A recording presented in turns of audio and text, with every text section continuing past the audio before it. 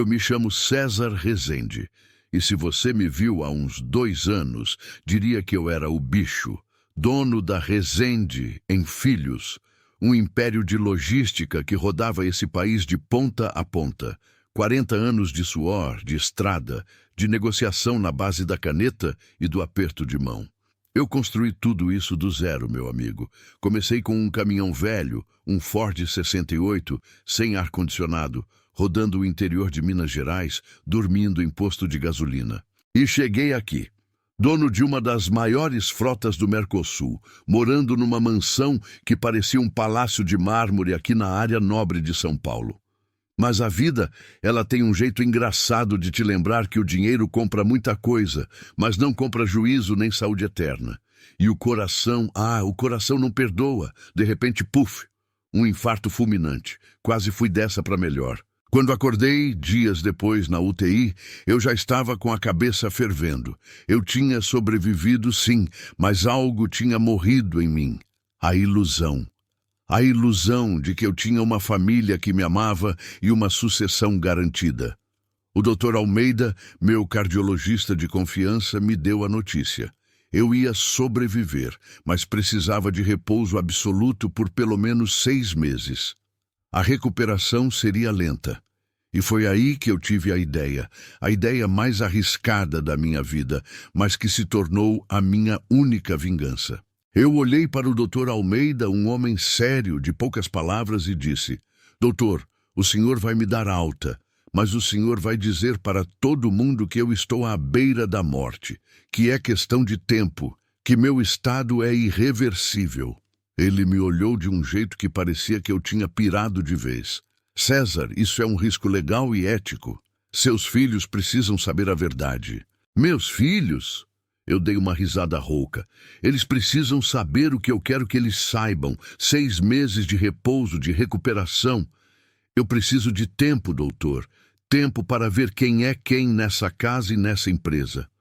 O doutor Almeida, depois de muito custo e de eu garantir que ele teria a melhor blindagem legal possível, topou.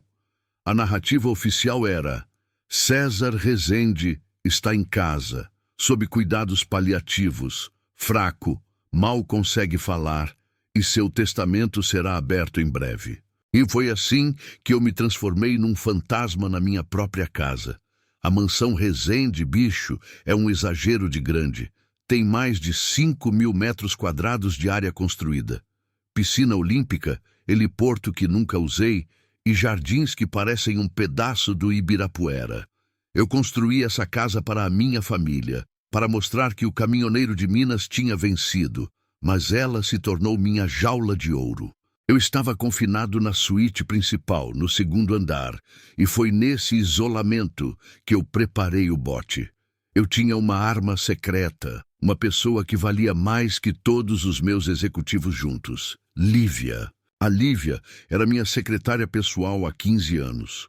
Formada em economia, falava 3 línguas, negociava contratos em dólar e euro sem pestanejar. Ela era o meu braço direito, meu cérebro auxiliar. E mais importante, ela tinha caráter. Ela via o que acontecia na empresa, a maneira como meus filhos vinham, pegavam o que queriam e iam embora. Quando eu revelei o plano a ela, que eu estava me recuperando, mas precisava fingir estar morrendo, ela arregalou os olhos, mas não hesitou. César, qual é a missão? Você vai se infiltrar aqui dentro, Lívia. Você vai se vestir de copeira, você vai servir o chá, limpar a sala e principalmente você vai ouvir.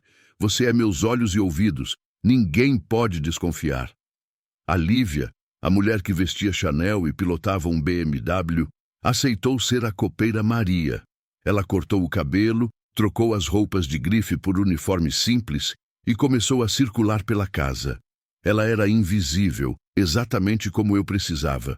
No começo, eu ainda tinha um fio de esperança. Pensei, poxa, eles vão ver o pai doente e vão se unir, vão cuidar da empresa. Que inocente eu fui. Meus filhos, bicho. Eu dei o mundo para eles. O Marcos, o primogênito, 45 anos, formado em administração nos Estados Unidos. arrogante, metido à besta, só falava em sinergia, otimização de ativos e desinvestimento. Ele já estava na presidência da empresa há uns 5 anos, mas o que ele fazia era maquiar os números para parecer melhor do que era. A Juliana, 40 anos, a filha do meio, ela tinha uma marca de moda que era um poço sem fundo de dinheiro. Ela só me visitava para saber se eu já tinha assinado o cheque para cobrir o prejuízo da coleção de inverno dela. Ela mal olhava para mim, preocupada se a luz do quarto era boa para tirar selfie. E o Bet, o caçula, 35 anos, esse era a nata da inutilidade. Vivia de mesada gorda, passava o tempo na praia e em festas.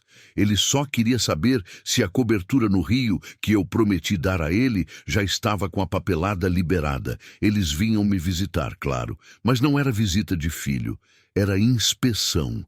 Eles entravam no quarto, olhavam para mim de longe, eu deitado, pálido, graças a uma maquiagem leve que a Lívia aplicava, e falavam alto, como se eu fosse surdo. "Pai, a pressão está alta de novo?" perguntava Marcos, checando o monitor ao invés de olhar para o meu rosto. "É, o doutor Almeida disse que é delicado. Bom, eu estava pensando, se o senhor não conseguir assinar os documentos da nova linha de crédito, talvez seja melhor eu ter uma procuração plena, sabe? Para evitar burocracia, caso..." Eles nem terminavam a frase. O caso era a minha morte. Eu estava ali, imóvel, fingindo fraqueza, mas por dentro eu estava pegando fogo. A dor do infarto tinha sido física, aguda, mas a dor de ouvir a ganância dos meus próprios filhos era uma dor fria que corroía a alma. Eu passei as primeiras semanas apenas observando, e a Lívia, a copeira Maria, estava sempre por perto. Ela limpava o pó enquanto eles discutiam logística, ela servia a água enquanto eles falavam sobre o valor de mercado. Foi na 3ª semana que a bomba explodiu. Eu tinha instruído a Lívia a colocar um gravador digital de alta sensibilidade debaixo do vaso de orquídeas na sala de jantar. A sala de jantar era onde eles se reuniam para fazer seus conchavos, longe dos ouvidos da enfermeira oficial, que também estava na folha de pagamento do Dr. Almeida e era neutra. Naquela noite eu estava dormindo profundamente, mas meus ouvidos estavam colados no fone, ligado ao pequeno receptor que a Lívia tinha escondido na minha escrivaninha. A voz do Marcos entrou, fria como gelo. "Tudo bem, gente. O Almeida disse que o velho não aguenta mais que 1 mês. Aquele coração dele está falhando. Não dá para esperar o inventário normal. Vai levar anos. Precisamos agir rápido." Juliana, com sua voz esganiçada e cheia de tédio, respondeu: "Graças a Deus. Eu não aguento mais ter que vir para essa jaula de mármore fingir que me importo. Mas, Marcos, a empresa não está dando lucro há 2 trimestres. Se a gente vender a Rezende & Filhos agora, o preço de mercado não vai ser o que a gente espera." E aí Lubeto, o inútil, soltou a pérola. "Quem se importa com o valor de mercado? A gente pega o que der, vende a frota, liquida os galpões e divide o dinheiro. Eu quero minha parte logo para reformar a cobertura no rio antes do verão." Marcos pigarreou com aquela superioridade que me dava nojo. "É claro que vamos liquidar. A Rezende & Filhos não é sobre logística, Beto. É sobre liquidez agora. Já conversei com a doutora Heloísa, nossa advogada. Ela disse que se fizermos uma venda rápida de ativos majoritários, podemos fechar a holding em 3 meses, no máximo." Eu senti um nó no estômago que nem um infarto tinha me dado. 40 anos, minha vida inteira, o nome da minha família. Mas o que veio depois foi o pior. Juliana perguntou: "E os funcionários, Marcos? São mais de 3.000, né? Vai dar muito trabalho com o sindicato, rescisão." Marcos deu uma risada curta, seca. "Ah, os operários, que se virem. A gente manda todo mundo para a rua, sem aviso prévio. A gente fecha a porta do galpão de Jundiaí e pronto. Eles que procurem outro emprego. Eles não são nossa responsabilidade. Nossa responsabilidade é maximizar o nosso retorno. Colocar todo mundo na rua.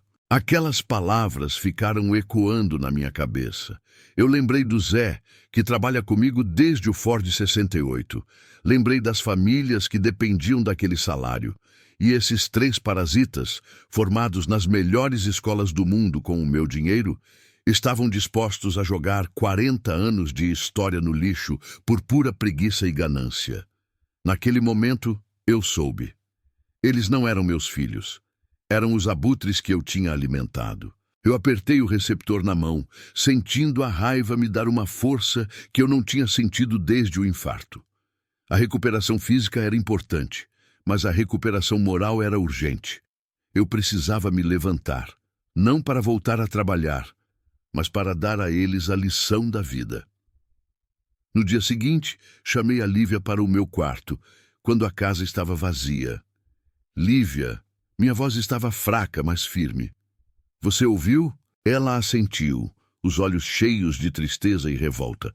Eu ouvi tudo, César. Eles são cruéis. Cruéis, sim, mas burros também. Eles acham que é só vender os caminhões e os galpões. Eles esqueceram de um detalhe muito importante, Lívia. O detalhe que eu criei exatamente para proteger a empresa de idiotas como eles. A Lívia me olhou confusa. O que, César? O testamento? Não, o testamento é só uma isca.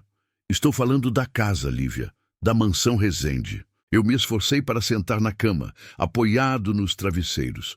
Olhei em volta para a suíte luxuosa, para o mármore italiano e as cortinas de seda.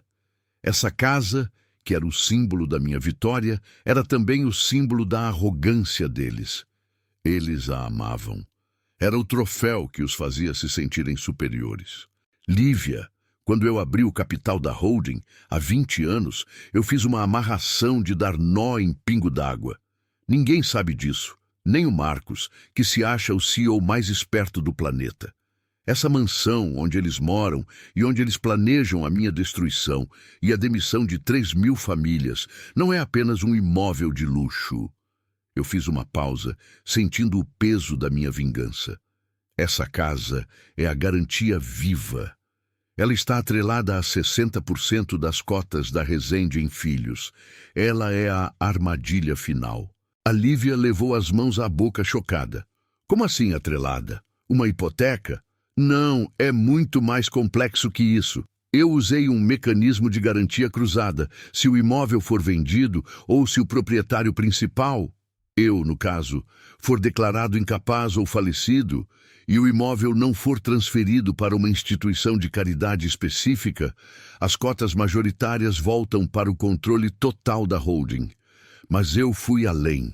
Eu criei uma cláusula que, se a sucessão for comprovadamente voltada à liquidação total e desmonte da empresa em menos de 6 meses após a minha morte, o imóvel é imediatamente doado a uma ONG que tem o direito de assumir o controle dos 60% da empresa.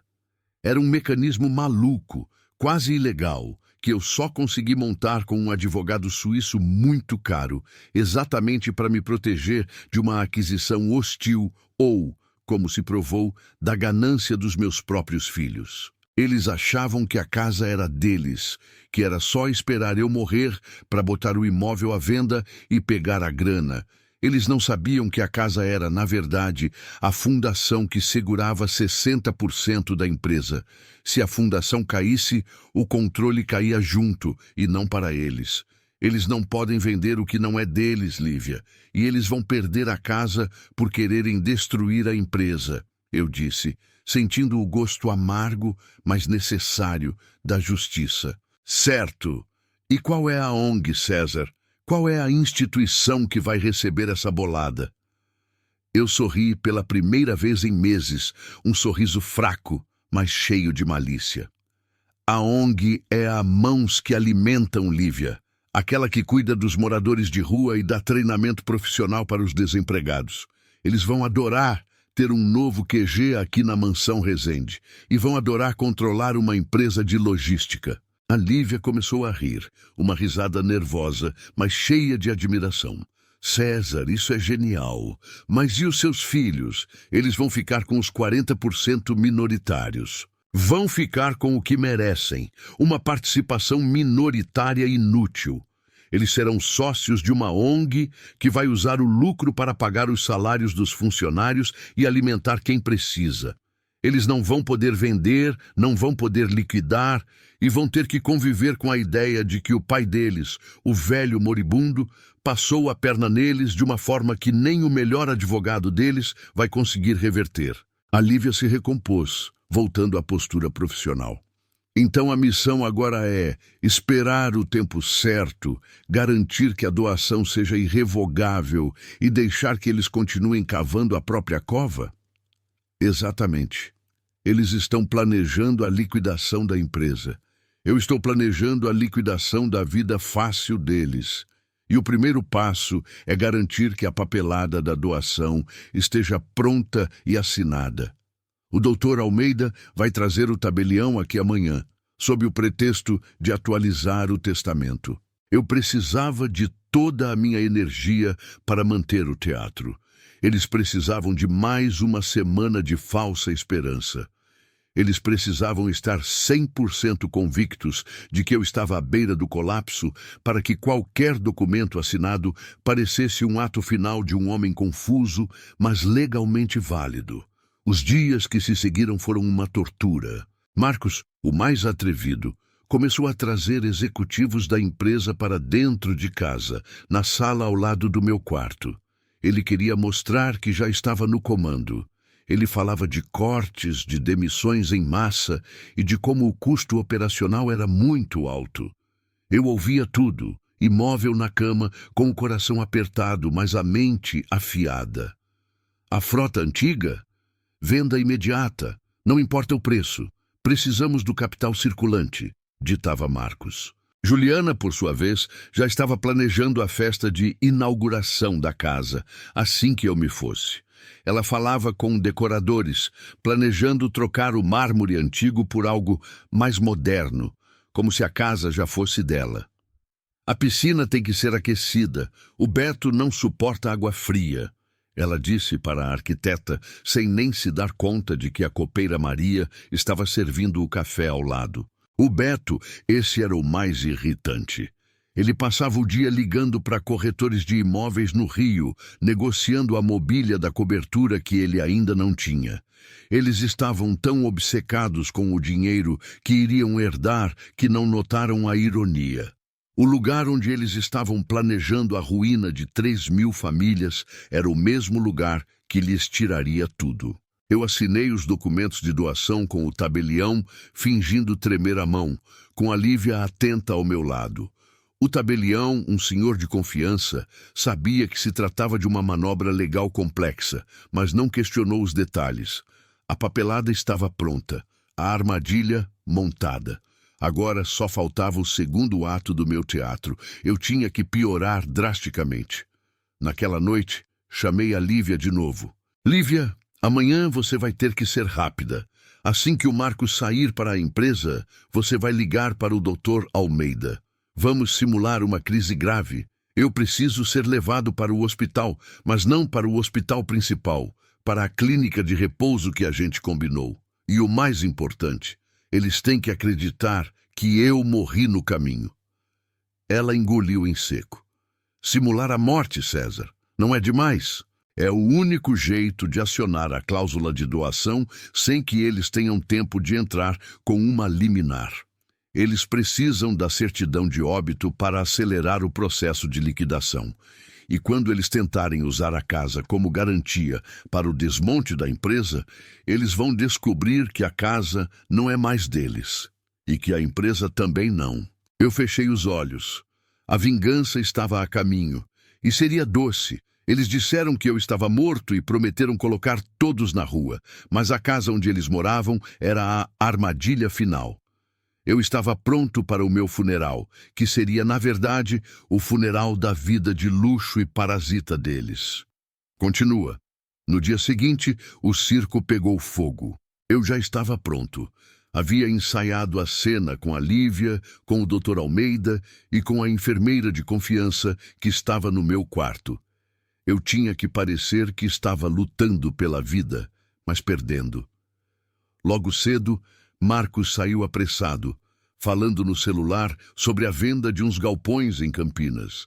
A Juliana estava na academia da casa, fazendo pilates, e o Beto devia estar dormindo, de ressaca. Lívia, vestida como a copeira Maria, entrou no meu quarto com a bandeja do café da manhã. Ela me olhou e eu fiz o sinal. Comecei a tossir, uma tosse seca e desesperada. Forcei a falta de ar, puxando o ar com dificuldade. Maria, água, por favor, sussurrei com a voz rouca. Lívia não hesitou. Ela soltou um grito de pânico que ecoou pelo segundo andar. Um grito de quem vê o patrão morrendo na sua frente. Doutora! Enfermeira! O senhor César está passando mal! A enfermeira já estava a postos.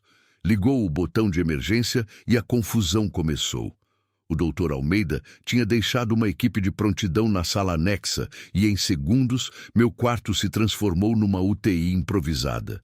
Fios, monitores apitando, gente correndo. O barulho fez os abutres acordarem. Eu sentia a adrenalina da atuação. Tinha que ser convincente.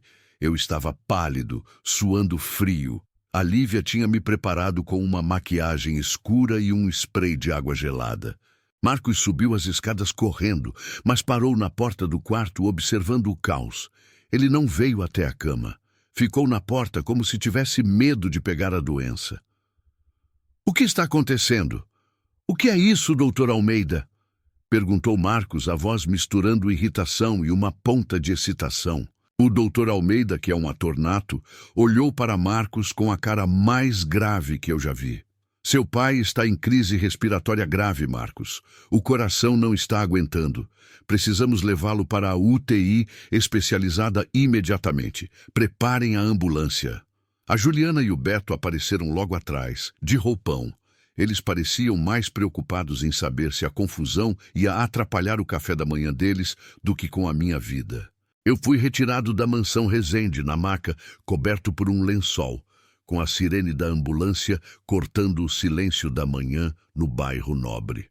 Eu estava fingindo estar inconsciente, mas eu conseguia ver o rosto dos meus filhos pela janela do veículo. Eles não estavam chorando, estavam assistindo a ambulância ir embora com uma expressão de alívio contido. A Lívia, a copeira Maria, foi a única que parecia genuinamente aflita, sentada na escada com as mãos no rosto. Essa mulher merecia um aumento vitalício, viu? O trajeto até a clínica de repouso, que era o meu esconderijo oficial, foi tranquilo. O doutor Almeida garantiu que a ambulância fosse desviada para uma rota sigilosa, longe de hospitais públicos e da imprensa. Chegando lá, eu estava em segurança, num quarto de luxo, com todo o acompanhamento médico, mas fora do radar. E o doutor Almeida fez o telefonema. Horas depois, na mansão Resende, o telefone tocou na sala de estar. Marcos atendeu. O doutor Almeida, com a voz embargada, deu a notícia fatídica. Marcos, eu sinto muito. Seu pai, César, não resistiu. Tivemos uma parada cardíaca no caminho. Fizemos de tudo, mas... Eu soube de todos os detalhes, porque a Lívia, que tinha ficado na casa, sob o pretexto de organizar o funeral e cuidar dos arranjos, ela era a única que sabia a senha de tudo, afinal. Me ligou imediatamente, usando o celular descartável que eu tinha dado a ela. César, deu certo. O Marcos desligou o telefone e soltou um suspiro. A Juliana deu um gritinho de alegria e o Beto perguntou se ele podia usar o meu carro para ir buscar a namorada no aeroporto. Eu estava deitado, ouvindo aquilo, e senti um misto de tristeza profunda pela minha falha como pai e uma determinação de aço para seguir com a vingança. O funeral foi uma farsa de choros forçados e ternos caros. Eles fizeram um velório rápido, com caixão fechado. Óbvio, já que eu estava vivo e saudável em outro lugar. Marcos fez um discurso emocionado sobre a visão empreendedora do pai, enquanto eu sabia que ele estava calculando mentalmente quantos milhões ele ia embolsar. A Juliana usou um vestido preto de grife, mas tirava fotos disfarçadamente para postar no Instagram, falando sobre a dor insuportável da perda. O Beto? Esse nem disfarçava. Ele só queria saber quando os advogados iam abrir o testamento. Eu, o fantasma, observava tudo através dos olhos e ouvidos da Lívia. A pressa deles era o meu maior trunfo. Eles não esperaram nem a missa de 7º dia para começar a agir. 3 dias depois do enterro, sim, eles me enterraram com o caixão vazio para dar fim à burocracia. A mansão Rezende virou o QG da liquidação. Marcos reuniu a doutora Heloísa, a advogada da família, e o CFO da empresa. A sala de jantar, que antes era palco dos conchavos, agora era a sala de guerra. Lívia estava lá, invisível, servindo o café e anotando mentalmente cada palavra. Doutora Heloísa, precisamos de agilidade. Já temos interessados na frota. Temos que fechar o acordo de desmonte antes que o mercado reaja à morte do meu pai. O tempo é crucial, disse Marcos, batendo na mesa. Sim, Marcos, estamos entrando com o inventário. Os 40% que estão em nome de vocês já podem ser negociados, mas o grosso da empresa, os 60% que pertencem à holding, precisam de uma garantia para a venda rápida. Qual ativo de alto valor podemos usar para injetar liquidez agora e mostrar força no mercado? Perguntou o CFO. Marcos sorriu, aquele sorriso de tubarão que eu tanto odiava. É simples, doutor. A mansão Rezende é o ativo mais valioso que temos fora da operação. Colocamos essa casa como garantia de capitalização emergencial. Ela vale sozinha uns 300 milhões de reais. Com isso, a gente alavanca a venda dos 60% da holding e fecha o negócio em 90 dias, como planejado. Juliana e Beto concordaram com a cabeça. A casa era o plano B deles. Vender a casa, pegar o dinheiro e sumir. Doutora Heloísa, uma mulher metódica e experiente, franziu a testa. Marcos, eu preciso revisar a escritura da mansão Rezende. Seu pai era um homem muito cauteloso com garantias. Vou pedir a certidão atualizada no cartório e verificar o registro de ônus. Mas, em princípio, é uma ótima garantia. Ótimo. Faça isso hoje, doutora. Eu quero essa casa no balanço como garantia até amanhã de manhã, ordenou Marcos, já se sentindo o dono do mundo. Eu, a uns quilômetros de distância, no meu refúgio, senti um arrepio. A armadilha estava prestes a ser acionada. A Lívia me ligou naquela tarde, e eu senti a tensão na voz dela. César, a doutora Heloísa acabou de voltar do cartório. Ela está na sala de jantar com o Marcos, e o clima está péssimo. Ela está com uma pasta cheia de documentos e ele está gritando. Coloque o gravador, Lívia. Quero ouvir cada palavra.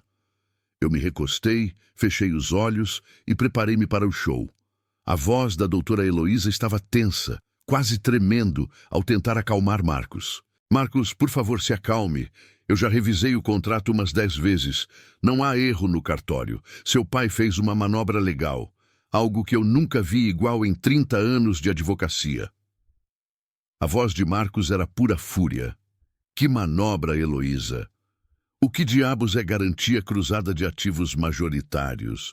Essa casa é nossa, ela está no nome da família. Sim, estava.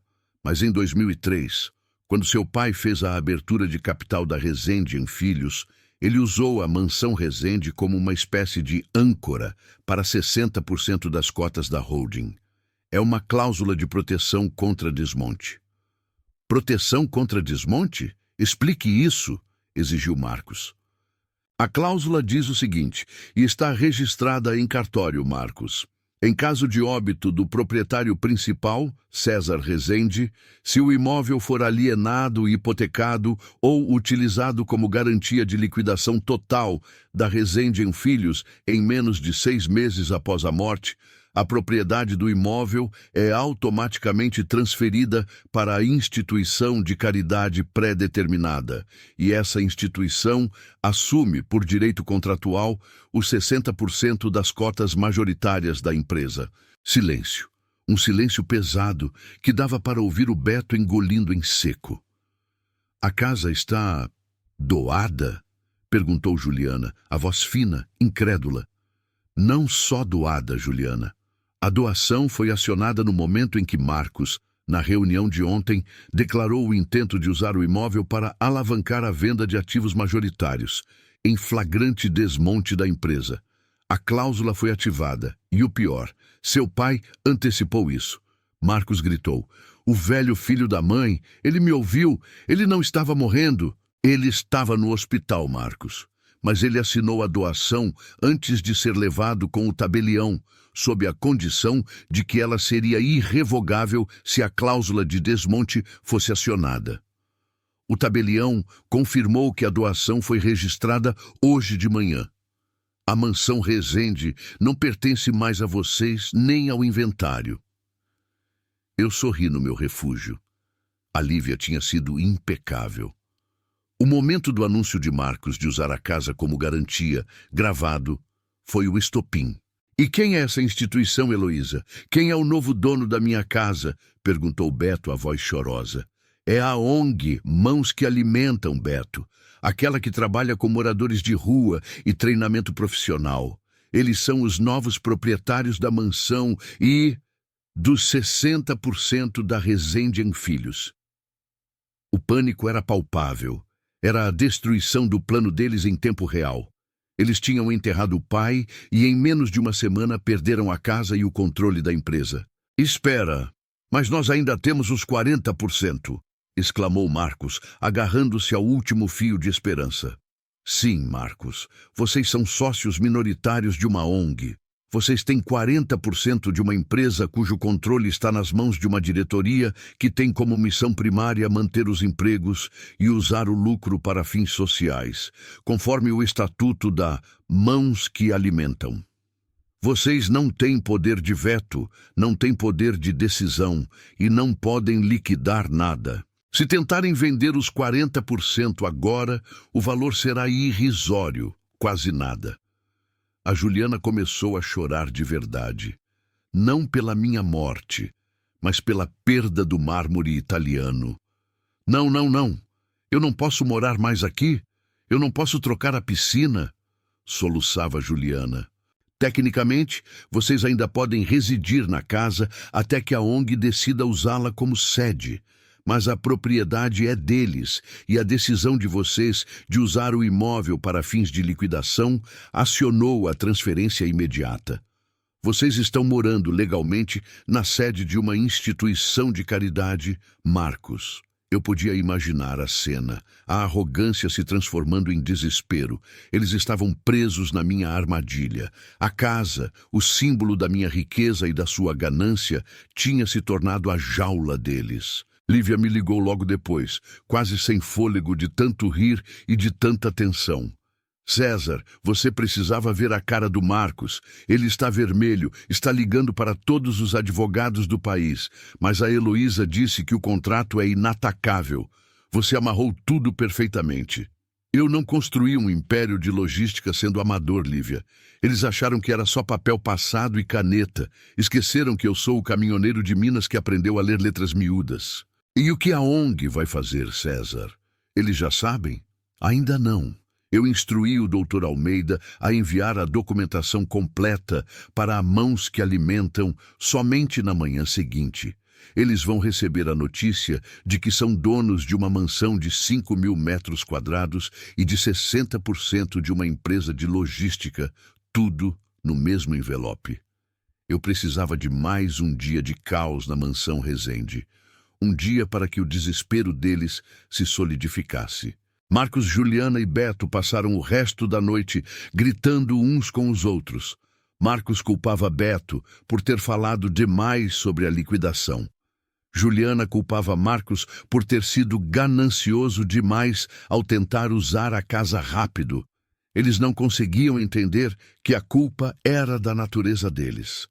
Eles não conseguiam entender que o pai deles, o homem que eles achavam que era burro e moribundo, tinha visto através de tudo. Eles estavam agora num limbo, morando numa casa que não lhes pertencia e sócios minoritários de uma empresa que não podiam controlar. Eles não podiam ir para a rua, porque não tinham para onde ir. Eles tinham gastado todo o dinheiro que eu tinha dado a eles ao longo dos anos. A mesada parou com a minha morte. A mansão se tornou um inferno de mármore. No dia seguinte, a bomba estourou para o lado de fora. O presidente da ONG Mãos que Alimentam, um senhor chamado Arnaldo, recebeu o envelope e, naturalmente, pensou que era um golpe. Ele ligou para o Dr. Almeida, que confirmou a autenticidade da doação. A notícia voou mais rápido que um caminhão da Rezende Filhos na Dutra. O telefone da mansão Rezende não parava de tocar. Eram jornalistas, eram diretores da ONG, eram os funcionários que, de repente, tinham esperança. Marcos estava na sala de estar, pálido, tentando ligar para o CEO da empresa, que agora respondia à nova diretoria da ONG.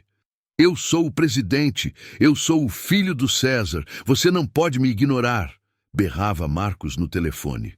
Mas o CEO já tinha mudado de lado. Ele estava falando com quem realmente mandava, a ONG. Lívia me contou que a primeira ordem da nova diretoria foi revogar imediatamente todos os planos de demissão e liquidação que Marcos tinha iniciado.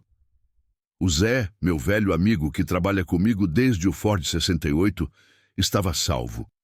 3.000 famílias estavam salvas, e eu, César Rezende, estava vivo, assistindo ao meu império se salvar e a minha prole parasita se desmantelar.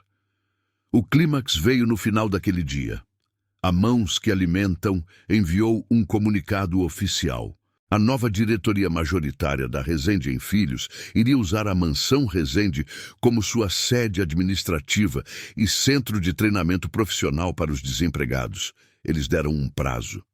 Marcos, Juliana, Beto, Lívia leu o e-mail em voz alta, a voz vibrando de satisfação. Vocês têm 48 horas para desocupar o imóvel. A partir de segunda-feira, a mansão Rezende será o QG da Mãos que Alimentam. 48 horas. O prazo era curto. A casa onde eles cresceram, onde fizeram suas festas, onde planejaram a destruição da minha vida e da minha empresa, agora seria a casa dos desamparados. O Beto teve um chilique. A Juliana desmaiou. E o Marcos? O Marcos começou a quebrar os vasos caros de Murano. Ele estava enlouquecendo. Eu não posso sair daqui! Para onde eu vou? Gritou Marcos com a voz embargada. Para onde você vai, Marcos? Eu pensei, do meu refúgio seguro. Você vai para onde você mandou 3.000 famílias irem. Procurar a própria vida. A Lívia, a minha copeira Maria, estava pronta para sair da casa também. A missão dela estava completa. Mas eu precisava de uma última coisa. Lívia, antes de você sair, eu preciso que você faça uma coisa. Eu preciso que você deixe um envelope para cada um deles e garanta que eles só abram quando você estiver longe. Eu tinha escrito as cartas no meu leito de morte, com a minha caligrafia trêmula, mas a mensagem era clara. Era a minha despedida e a minha revelação final. Eu tinha que garantir que eles soubessem que a vingança não tinha sido o destino, mas a minha mão. A Lívia concordou. Ela imprimiu as cartas, colocou em envelopes lacrados com o brasão da família e deixou um em cada quarto. Ela se despediu dos filhos Rezende com uma reverência simples, como a copeira Maria faria, e saiu da mansão Rezende, agora propriedade da Mãos que Alimentam, com a dignidade de quem tinha acabado de salvar um império. Eu estava pronto para o meu retorno. Não para o retorno à presidência, mas para o retorno à vida real, longe da toxicidade que eu mesmo tinha criado. A minha vingança estava completa, mas o espetáculo final, o momento em que eles lessem minhas palavras e soubessem que eu estava vivo, estava por vir. Eles iriam descobrir que não apenas perderam tudo, mas que eu tinha estado observando o tempo todo. Continua. Eu estava no meu refúgio, a clínica de repouso que parecia um hotel 5 estrelas, mas que era o meu bunker. A Lívia tinha me ligado, confirmando que as cartas tinham sido entregues. Ela já estava a salvo. em um apartamento que eu tinha comprado para ela, longe de São Paulo, esperando o próximo passo da carreira dela, que, claro, seria ao meu lado, mas agora como sócia, não mais como copeira. Eu não precisava ver a cena, mas eu podia imaginar. Aquele mármore italiano que eu tinha escolhido com tanto esmero, testemunhando o colapso dos meus herdeiros. Marcos, Juliana e Beto estavam no limite.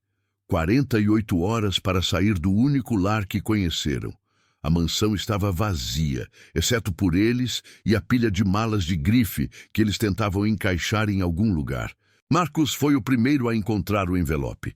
Estava na sua escrivaninha, com o brasão da família. Ele presumiu que fosse algum documento legal de última hora. Abriu com pressa, esperando talvez uma brecha no contrato de doação. Mas não era um documento. Era a minha letra. Eu tinha instruído a Lívia a ligar o microfone escondido na sala de jantar uma última vez, só por segurança. Não para gravar uma reunião, mas para capturar o som do desespero deles. Eu estava com o fone no ouvido, esperando. A voz de Marcos, lendo a carta, chegou até mim, baixa no começo, depois estrangulada. Marcos soltou um som rouco, de incredulidade. O silêncio na gravação foi tenso. Eu ouvi o som de papel amassado, e então o grito de Marcos. Não, não é possível! Ele está vivo! O velho passou a perna na gente! Juliana e Beto, atraídos pelo grito, apareceram. Juliana, com o rosto inchado de tanto chorar a perda da casa, pegou o envelope dela. A carta de Juliana era mais curta, mais direta, focada na vaidade dela. O choro de Juliana mudou de tom. Não era mais tristeza pela perda, era raiva e humilhação. Ele sabia, ele estava nos observando, ele fez isso de propósito, ela berrou. E por fim, Beto. O inútil, o caçula, o eterno mimado. A carta dele era a mais dura, porque a decepção com ele era a mais profunda. Eu ouvi um baque na gravação. Deve ter sido o Beto caindo no chão. Marcos, com a voz carregada de ódio, ditou a sentença. Ele está vivo. Temos que achá-lo. Temos que anular essa doação. Isso é fraude, é manipulação. A doutora Heloísa, a advogada da família, já tinha avisado. O contrato era inatacável. Eu garanti que a minha doença e a minha morte fossem validadas por médicos e tabeliões de confiança. O que eles fizeram depois da minha falsa morte foi o que acionou a armadilha. A ganância deles era a prova jurídica da minha tese de proteção. O que se seguiu na gravação foi o som da destruição. Vidros quebrando, móveis sendo derrubados. A mansão Rezende, que eu construí como um lar, estava sendo desmantelada pela fúria de quem a perdeu. Eu desliguei o gravador. Não precisava ouvir mais nada. Eles tinham entendido a mensagem. A vingança estava completa. Dias depois, a notícia oficial vazou para a imprensa de forma controlada. César Rezende, o magnata da logística que tinha morrido, na verdade estava vivo e em recuperação. O choque foi nacional, mas a narrativa que o Dr. Almeida e eu plantamos era a seguinte. César Rezende, após um infarto quase fatal, percebeu a fragilidade da vida e, antes de entrar em coma, o que justificava a assinatura dos documentos, decidiu doar sua participação majoritária na empresa e sua residência para uma instituição de caridade, garantindo o futuro dos seus funcionários e um legado social. A imprensa me pintou como um visionário, um filantropo que usou sua própria morte como metáfora para o renascimento da empresa. Ninguém suspeitou da trama de vingança. E os meus filhos? Eles não puderam contestar publicamente. Se eles falassem que eu estava fingindo, teriam que admitir que estavam ativamente planejando a liquidação da empresa e a demissão de 3.000 pessoas. Eles se tornariam os vilões. Eles foram forçados ao silêncio. Eles saíram da mansão Rezende na manhã de segunda-feira, antes que a primeira van da ONG chegasse para descarregar móveis de escritório. Saíram cabisbaixos, com suas malas de grife, entrando em carros alugados, porque eu tinha cortado o acesso deles aos veículos da empresa. O Marcos foi para um flat alugado, tentando desesperadamente vender sua participação minoritária. Mas quem compra 40% de uma empresa controlada por uma ONG que só visa o bem-estar social? Ninguém. Ele virou um sócio preso, um acionista sem poder. A Juliana teve que fechar a marca de moda e foi morar com uma amiga, longe dos holofotes. E o Beto? Bem, ele teve que procurar emprego. A última notícia que tive dele foi que ele estava tentando ser influencer de praia, mas sem sucesso. Eu fiquei na clínica por mais um mês, terminando minha recuperação. O coração estava forte, mas a alma estava leve. Eu tinha perdido a ilusão de família, mas tinha salvado a minha obra e o meu caráter. E a Lívia? Ela foi essencial. Eu a promovi a diretora de Relações Estratégicas da Rezende & Filhos, trabalhando em parceria com a nova diretoria da Mãos que Alimentam. Ela era o meu elo, garantindo que a empresa continuasse rodando com a mesma eficiência, mas com um novo propósito. Um dia me levantei, vesti uma roupa confortável e olhei para o sol. Eu não era mais o César Rezende, magnata. Eu era apenas César, um homem de 65 anos que ganhou uma segunda chance. Eu não voltei para a Rezende & Filhos. Meu tempo de microgerenciar caminhões tinha acabado. Mas eu me tornei um consultor não remunerado da ONG, usando a minha experiência para garantir que a empresa prosperasse e que os lucros fossem bem aplicados. Minha vida mudou da água para o vinho. Troquei as reuniões estressantes por longas caminhadas. Troquei o mármore frio por uma casa menor, mais simples, no interior de São Paulo, perto da natureza. A última vez que vi a mansão Rezende foi por foto no jornal. Estava linda, mas agora, ao invés de carros de luxo, o estacionamento estava cheio de vans da ONG. O jardim, antes impecável para festas, agora era usado para aulas de jardinagem profissional para ex-moradores de rua. A sala de jantar, onde meus filhos planejaram a ruína de tudo, agora era uma sala de conferências onde se planejava o futuro de milhares de pessoas. A casa, bicho, tinha finalmente encontrado seu propósito. Não era um troféu de luxo, mas uma ferramenta de transformação. E a lição que ficou para mim, meus amigos, é essa. A gente trabalha a vida inteira para deixar um legado. E às vezes, a maior prova de amor que você pode dar ao seu legado não é deixá-lo para a sua carne e sangue, mas protegê-lo deles. Eu sobrevivi a um infarto, mas eu morri para a ganância. E nessa morte, eu encontrei a minha verdadeira vida. E quanto aos meus filhos, eu nunca mais os procurei. Eles disseram que eu estava morto e prometeram colocar todos na rua. Eles perderam a casa, perderam a empresa. E o pior, perderam o único pai que tinham. E eu ganhei a paz. E isso, meu amigo, não tem preço. A vingança, quando é justa, é o melhor remédio para o coração. Pode ter certeza.